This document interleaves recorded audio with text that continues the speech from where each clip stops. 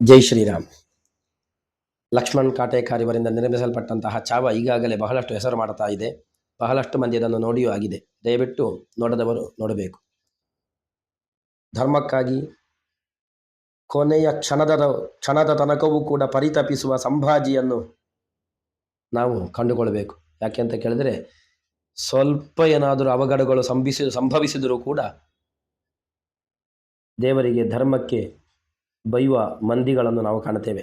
ಹಾಗಿರುವಾಗ ತನ್ನ ದೇಹದ ರಕ್ತದ ಕಣಗಳು ಕೂಡ ಚೆಲ್ಲಿದರೂ ಕೂಡ ಸಂಭಾಜಿ ಮತ್ತು ಜೈ ಭವಾನಿ ಹೇಳುವುದನ್ನು ನಾವೊಮ್ಮೆ ಕಂಡರೆ ನಾವು ಎಷ್ಟು ಸಣ್ಣವರು ಎನ್ನುವುದನ್ನು ನಮಗೆ ಕಂಡುಕೊಳ್ಳಬಹುದು.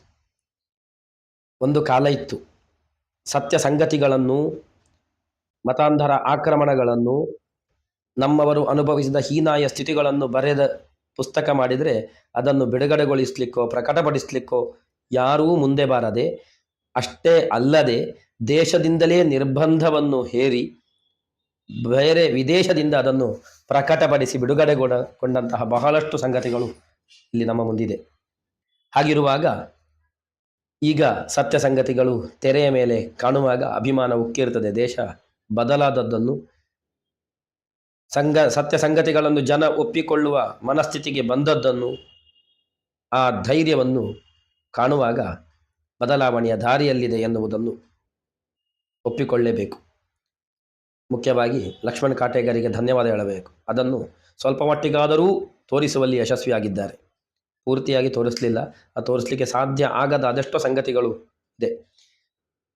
ಈ ಬಗ್ಗೆ 2 ಮಹತ್ವದ ವಿಚಾರವನ್ನು ನಿಮ್ಮ ಮುಂದೆ ಇಡ್ಲಿಕ್ಕೆ ಬಂದಿದ್ದೇನೆ. ಒಂದು, ಸಂಭಾಜಿಯ ಒಂದು ಘಟನೆ. ಸಂಭಾಜಿ ಶಿವಾಜಿಗೆ ಎದುರು ನಿಂತು ಅರ್ಧ ರಾಜ್ಯವನ್ನು ಬೇಡಿಕೆ ಇಡ್ತಾನೆ.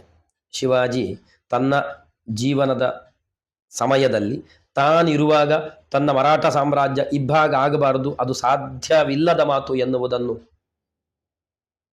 ಮನಗೊಂಡು ಸಂಭಾಜಿಯನ್ನು ಗೃಹಬಂಧನದಲ್ಲಿಡ್ತಾನೆ. ಪನ್ನಾಳ ಕೋಟೆಯಲ್ಲಿ ಗೃಹಬಂಧನದಲ್ಲಿದ್ದ ಸಂಭಾಜಿ ಅಲ್ಲಿಂದ ತಪ್ಪಿಸಿಕೊಂಡು ಹೋಗಿ ಸೇರಿದ್ದು ಔರಂಗಜೇಬನ ಆಸ್ಥಾನಕ್ಕೆ, ಔರಂಗಜೇಬನ ಸೈನ್ಯಕ್ಕೆ. ಔರಂಗಜೇಬನಿಂದ ಶಿವಾಜಿಯ ವಿರುದ್ಧವಾಗಿ ಒಂದು ಕೋಟೆಯ ಯುದ್ಧಕ್ಕೆ ಬರುವಾಗ ಸಂಭಾಜಿಯು ಕೂಡ ಅಲ್ಲಿದ್ದದ್ದನ್ನು ಇತಿಹಾಸ ಹೇಳುತ್ತದೆ. ದೈವವಶಾತ್ ಶಿವಾಜಿ ಸಂಭಾಜಿ ಮುಖಾಮುಖಿಯಾಗಿ ಯುದ್ಧ ಮಾಡಲಿಲ್ಲ, ಆದರೆ ಔರಂಗಜೇಬನ ಸೇನೆಯಲ್ಲಿ ಸಂಭಾಜಿ ಭಾಗಿಯಾಗಿರುವುದನ್ನು ನಾವು ಕಾಣುತ್ತೇವೆ. ಏನೋ ಅಲ್ಲಿರುವಾಗ ಶಿವಾಜಿಯ ಪರಾಕ್ರಮ, ಶಿವಾಜಿಯ ಹೋರಾಟ, ಶಿವಾಜಿಯ ಸ್ವರಾಜ್ಯದ ಕೆಚ್ಚೆದೆಯ ಪರಿಕಲ್ಪನೆಯನ್ನು ತಾನು ಕಂಡುಕೊಳ್ತಾನೋ ಅಂತ ಕಾಣುತ್ತದೆ. ಯಾಕೆಂತ ಕೇಳಿದ್ರೆ, ಅಲ್ಲಿಂದ ಪುನಃ ತಾನಾಗಿಯೇ ತಿರುಗಿ ಬಂದು ಶಿವಾಜಿಯ ಪಾದಕ್ಕೆ ಬೀಳುತ್ತಾನೆ, ಅದೇ ಪನ್ನಾಳ ಕೋಟೆಯಲ್ಲಿ. ಅನಂತರ ಶಿವಾಜಿಗೆ ವಿರುದ್ಧವಾಗಿ ವ್ಯವಹಾರ ಮಾಡುವುದಿಲ್ಲ.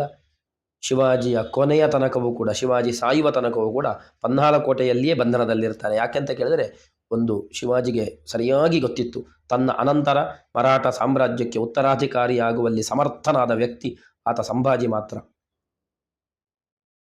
ಶಿವಾಜಿಯ ಸಾಯುವ ಮುಂಚೆಯೇ ರಾಜಾರಾಮ್ಜಿಗೆ ಪಟ್ಟಾಭಿಷೇಕ ಆಗಿತ್ತು. ಆದರೆ ಶಿವಾಜಿಯ ಸಾವಿನ ಅನಂತರ ಸಂಭಾಜಿ ತಾನು ಸ್ವಯಂ ಛತ್ರಪತಿಯಾಗಿ ಪಟ್ಟಾಭಿಷೇಕ ಮಾಡಿಕೊಳ್ಳುತ್ತಾನೆ. ಮಾತ್ರ ಅಲ್ಲ, ಶಿವಾಜಿಯನ್ನು ತನ್ನೊಳಗೆ ಆವಾಹಿಸಿಕೊಂಡು 10 ವರ್ಷದಲ್ಲಿ 126 ತನಕ ಯುದ್ಧವನ್ನು ಮಾಡಿ ಮರಾಠರನ್ನು ಬಲಿಷ್ಠರನ್ನಾಗಿಸ್ತಾನೆ. ಅದೆಲ್ಲವೂ ಕೂಡ ದಾಖಲಾದ ಸಂಗತಿಗಳು, ನಾವು ಸಿನಿಮಾದಲ್ಲೂ ಕಾಣುತ್ತೇವೆ. ಆದರೆ ತನ್ನ ಸ್ವಧರ್ಮವನ್ನು ಬಿಟ್ಟು ಅಥವಾ ತಂದೆಯನ್ನು, ಪರಂಪರೆಯನ್ನು ಬಿಟ್ಟು ಮತ್ತೊಂದು ಕಡೆಗೆ ಹೋದರೆ ಒಂದಲ್ಲ ಒಂದು ದಿವಸ ಪುನಃ ನಾವು ನಮ್ಮಲ್ಲಿಗೆ ಬರಲಿಕ್ಕಾಗಿ ಪರಿತಪಿಸ್ತೇವೆ ಎನ್ನುವುದನ್ನು ಸ್ವಲ್ಪವಾದರೂ ನಾವು ಕಂಡುಕೊಳ್ಳಬೇಕು ಸಂಭಾಜಿಯ ಮೂಲಕ. ಮಾತ್ರ ಅಷ್ಟೇ ಅಲ್ಲ, ಕೊನೆಯ ತನಕವೂ ಕೂಡ ತನ್ನ ಧರ್ಮವನ್ನು ತಾನು ಬಿಡುವುದಿಲ್ಲ ಎನ್ನುವ ಏಕೈಕ ಉದ್ದೇಶವನ್ನು ನಾವು ಸಂಭಾಜಿಯಲ್ಲಿ ಕಾಣುತ್ತೇವೆ. ತಾನೇ ಸ್ವಯಂ ಸಂಗಮೇಶ್ವರದಲ್ಲಿ ಬಂಧನಕ್ಕೆ ಒಳಪಡುವುದು, ಅಲ್ಲಿಂದ ತಪ್ಪಿಸಿಕೊಳ್ಳಬಹುದಿತ್ತು. ಇದೇ ಪನ್ನಾಳ ಕೋಟೆಯಲ್ಲಿ ಶಿವಾಜಿಯ ವಿರುದ್ಧವಾಗಿ ಔರಂಗಜೇಬನ ಸೈನ್ಯ ಬಂದಾಗ ತನ್ನ 10-15 ಸಹಚರರೊಂದಿಗೆ ಶಿವಾಜಿ ತಪ್ಪಿಸಿಕೊಂಡಿರ್ತಾನೆ. ಆದರೆ ಸಂಭಾಜಿ ಹಾಗೆ ಮಾಡುವುದಿಲ್ಲ.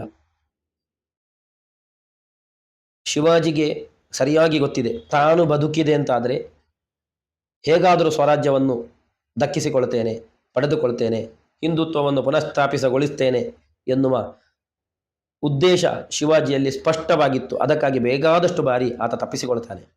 ಆದರೆ ಸಂಭಾಜಿ ಸಂಗಮೇಶ್ವರದಲ್ಲಿ ತಾನು ಧರ್ಮ ಬಿಡುವುದಿಲ್ಲ, ಆದರೆ ಜೀವ ಬಿಡುವ ಯೋಚನೆಗೆ ಬರ್ತಾನೆ. ಯಾಕೆ ಹಾಗೆ ಆಯಿತು ಅಂತ ಗೊತ್ತಿಲ್ಲ. ಯಾಕಂದರೆ ಸಂತಾಜಿ, ನಾವು ಸಿನಿಮಾದಲ್ಲೂ ಕಾಣ್ತೇವೆ, ಸಂತಾಜಿ 20 ಸಹಚರರೊಂದಿಗೆ ನೀನು ಓಡಿ ಹೋಗುವ ವ್ಯವಸ್ಥೆಯನ್ನು ನಾನು ಮಾಡಿಯಾಗಿದೆ, ನೀನು ಡೆಕ್ಕನಿಗೆ ಹೋಗು ಅಂತ ಹೇಳಿದರೂ ಕೂಡ ನಾನು ಹೋಗುವುದಿಲ್ಲ, ನೀನೇ ಹೋಗು ಅಂತ ಹೇಳಿ ಆತನನ್ನು ಕಳಿಸ್ತಾನೆ. ಕಳಿಸಿ ಸಂತಾಜಿ ರಾಜಾರಾಮ್ಜಿ ಹತ್ರ ಬರ್ತಾನೆ. ಆದರೆ ಸಂಭಾಜಿ ಮಾತ್ರ ಅಲ್ಲಿಯೇ ಕೊನೆಯ ಯುದ್ಧವನ್ನು ಮಾಡುವುದು. ಅಲ್ಲಿಂದ ಔರಂಗಜೇಬನಲ್ಲಿ ಬಂಧಿತನಾಗುತ್ತಾನೆ. ಕೊನೆಯ ರಕ್ತದ ತನಕವೂ ಕೂಡ ಮತಾಂತರದ ಆಮಿಷಕ್ಕೆ ತಾನು ಒಳಪಡುವುದಿಲ್ಲ, ಬದುಕುವುದಿಲ್ಲ ಎನ್ನುವುದು ಸ್ಪಷ್ಟವಾಗಿ ಆತನಿಗೆ ಗೊತ್ತಾಗಿರ್ತದೆ. ಏನೋ ನನಗೆ ವೈಯಕ್ತಿಕ ಅಭಿಪ್ರಾಯ, ಸಂಭಾಜಿ ಕೂಡ ಶಿವಾಜಿಯ ಉದ್ದೇಶದ ಹಾಗೆ ಇಲ್ಲಿಂದ ಒಂದು ವೇಳೆ ತಪ್ಪಿಸಿಕೊಂಡಿದ್ದರೆ ನೇರವಾಗಿ ಒಂದಲ್ಲ ಒಂದು ದಿವಸ ಔರಂಗಜೇಬನ ಮುಂದೆ ಬಂದು ನಿಂತು ಯುದ್ಧ ಮಾಡ್ತಿದ್ನೋ ಏನೋ. ಔರಂಗಜೇಬನನ್ನು ಕೊಂದಿದ್ರೆ ಇತಿಹಾಸದ ಇತಿಹಾಸದ ಒಂದು ದಾರಿಯೇ ಬದಲಾಗ್ತಿತ್ತು. ಹಾಗಾಗಲಿಲ್ಲ. ಶಿವಾಜಿಯ ಒಂದು ಕಾಲಘಟ್ಟಕ್ಕೆ ಸರಿಯಾಗಿ ಮನಸ್ಥಿತಿಯ ವ್ಯತ್ಯಾಸವನ್ನು ನಾವು ಗಮನಿಸಿಕೊಳ್ಳಬೇಕು. ಶಿವಾಜಿ ತಾನು ಬದುಕಿದ್ರೆ ಹೇಗಾದರೂ ದಕ್ಕಿಸಿಕೊಳ್ತೇನೆ ಎನ್ನುವ ಭಾವ ಸಂಭಾಜಿಗಾಗುವಾಗ ಬದಲಾಯಿತು. ಸಂಭಾಜಿ ತಾನು ಸಮರ್ಪಿಸಿಕೊಂಡು ಮರಾಠರನ್ನು ಒಗ್ಗೂಡಿಸ್ತೇನೆ ಎನ್ನುವ ಮನಸ್ಥಿತಿಗೆ ಬಂದು ನಿಲ್ತಾನೆ. ಅದು ಯಶಸ್ವಿ ಆಗಿದೆ. ಸಂಭಾಜಿ ಅನಂತರ ಮಾತ್ರ ರಾಮರಾಜಿಗೆ ಇಡೀ ಮರಾಠರು ಬೆಂಬಲವನ್ನು ಕೊಡ್ತಾರೆ. ಎಲ್ಲಿಯೂ ಕೂಡ ಮರಾಠರು ಇಬ್ಬಾಗವಾಗಲಿಲ್ಲ. ಯಾಕೆಂತ ಕೇಳಿದ್ರೆ ಬಟೆಂಗೆ ಕಟೆಂಗೆ ಅಂತ ಯಾವ ಯೋಗಿಯ ಮಾತು ಉಂಟೋ ಅದು ಮರಾಠರಿಗೆ ಆ ಕಾಲದಲ್ಲಿ ಸ್ಪಷ್ಟವಾಗಿ ಗೊತ್ತಾಗಿದೆ. ಸಂಭಾಜಿಯನ್ನು, ಚಿತ್ರಹಿಂಸೆಯನ್ನು ಗಮನಿಸಿಕೊಂಡಂತಹ ಮರಾಠರು ಏಕತೆಯನ್ನು ಪ್ರದರ್ಶಿಸಿ ಬಾಜಿರಾವ್ ಪೇಶ್ವೆಯ ಕಾಲದಲ್ಲಂತೂ ಮುಕ್ಕಾಲು ಭಾರತವನ್ನು ವ್ಯಾಪಿಸಿಕೊಂಡಿದ್ದಾರೆ. ಮರಾಠರ ಹೋರಾಟದ ಪರಿಯೇ ಅದ್ಭುತ. ಇರಲಿ. ಇದರೊಟ್ಟಿಗೆ ಮತ್ತೊಂದು ಸಂಗತಿ, ಸಂಭಾಜಿಯ ಹೆಂಡತಿ ಯೇಸುಬಾಯಿ ಸಂಭಾಜಿಯ ಮೃತ್ಯುವಿನ 15ನೇ ದಿವಸದಲ್ಲಿಯೇ ಔರಂಗಜೇಬನ ಸೈನ್ಯ ರಾಜಾರಾಮಜಿಯ ವಿರುದ್ಧವಾಗಿ ಬರುತ್ತದೆ. ಆಗ ಸಂತಾಜಿಯ ಒಟ್ಟಿಗೆ ಯೇಸುಬಾಯಿ ಈ ರಾಮರಾಜಿಯನ್ನು ಕಳಿಸಿ 8 ತಿಂಗಳುಗಳಷ್ಟು ಕಾಲ ತಾನು ಅದನ್ನು ರಕ್ಷಿಸ್ತಾಳೆ ಶತ್ರುಗಳಿಂದ. ನಂತರ ಶಾಹುರಾಜೆ, ಸಂಭಾಜಿಯ ಮಗ ಮತ್ತು ಹೆಂಡತಿ ಬಂಧನಕ್ಕೆ ಒಳಗಾಗ್ತಾರೆ. ಏನೋ ಔರಂಗಜೇಬ ಅವರನ್ನು ಕೊಲ್ಲಿಸುವುದಿಲ್ಲ. ಔರಂಗಜೇಬನ ಮಗ ಆಜಾಮ್ ಶಾಹ್ ಕೊನೆಗೆ ಶಾಹುರಾಜೆಯನ್ನು, ಮಗನನ್ನು ಬಿಡುಗಡೆಗೊಳಿಸ್ತಾನೆ. ನಿರ್ಬಂಧನಕ್ಕೆ ಒಳಪಡಿಸಿ ನಿರ್ಬಂಧನಕ್ಕೆ ಒಳಪಡಿಸಿ ಬಿಡುಗಡೆಗೊಂಡರೂ ಕೂಡ ಆ ಶಾಹುರಾಜೆ ಪುನಃ ಯುದ್ಧ ಮಾಡಿ ತಾಯಿಯನ್ನು ಬಿಡುಗಡೆಗೊಳಿಸ್ತಾನೆ. ಅದು ಅನಂತರದ ಇತಿಹಾಸ. ಆದರೆ ಹೆಣ್ಣು ಮಗಳಾಗಿ ಯೇಸುಬಾಯಿ 8 ತಿಂಗಳುಗಳಷ್ಟು ಕಾಲ ಡೆಕ್ಕನನ್ನು ರಕ್ಷಿಸ್ತಾಳೆ. ಅನಂತರವೂ ಕೂಡ ರಾಮರಾಜಿಯವರ ಪತ್ನಿ ತಾರಾಬಾಯಿ ಕೂಡ 2ನೆಯ ಶಿವಾಜಿ ವಯಸ್ಸಿಗೆ ಬರುವ ತನಕವೂ ಕೂಡ ಸುಮಾರು 10 ವರ್ಷಗಳಷ್ಟು ಕಾಲ ಅಂತ ಕಾಣುತ್ತದೆ. ಅವಳು ಕೂಡ ಮರಾಠ ಸಾಮ್ರಾಜ್ಯವನ್ನು ಸಮರ್ಥವಾಗಿ ಮುಂದುವರಿಸಿಕೊಂಡು ಹೋಗುತ್ತಾಳೆ. ಹೆಣ್ಣು ಮಕ್ಕಳ ಶೌರ್ಯಕ್ಕೆ ನಮ್ಮ ನೆಲದಲ್ಲಿ ಬಹಳಷ್ಟು ಉದಾಹರಣೆಗಳುಂಟು. ಈ ಸಂದರ್ಭದಲ್ಲಿ ಇದೂ ಕೂಡ ನಾವು ಗಮನಿಸಿಕೊಳ್ಳಬೇಕು. ಯೇಸುಬಾಯಿ ಸಂಭಾಜಿಯೊಟ್ಟಿಗೆ ತನ್ನನ್ನು ಕೂಡ ಸ್ವರಾಜ್ಯದ ಪರಿಕಲ್ಪನೆಗೆ ಹೇಗೆ ಸಮರ್ಪಿಸಿಕೊಂಡಿದ್ದಾಳೆ. ಕೊನೆಯ ಕ್ಷಣವೂ ಕೂಡ ಔರಂಗಜೇಬನ ಆಸ್ಥಾನದಲ್ಲಿ ಬಂಧಿತಳಾಗುತ್ತಾಳೆ. ಒಂದಲ್ಲ ಒಂದು ದಿವಸ ತಾನು ಬಿಡುಗಡೆಗೊಳ್ತೇನೆ ಎನ್ನುವ ಆಶಾವಾದ ಅವಳಲ್ಲಿತ್ತು. ಸಂಭಾಜಿಯಲ್ಲೂ ಕೂಡ ಅದನ್ನು ಮೊದಲಿಗೆ ನಾವು ಗಮನಿಸಿಕೊಳ್ಳುತ್ತಿದ್ವಿ. ಆದರೆ ಕೊನೆಯ ಕ್ಷಣಕ್ಕೆ ಏಕೋ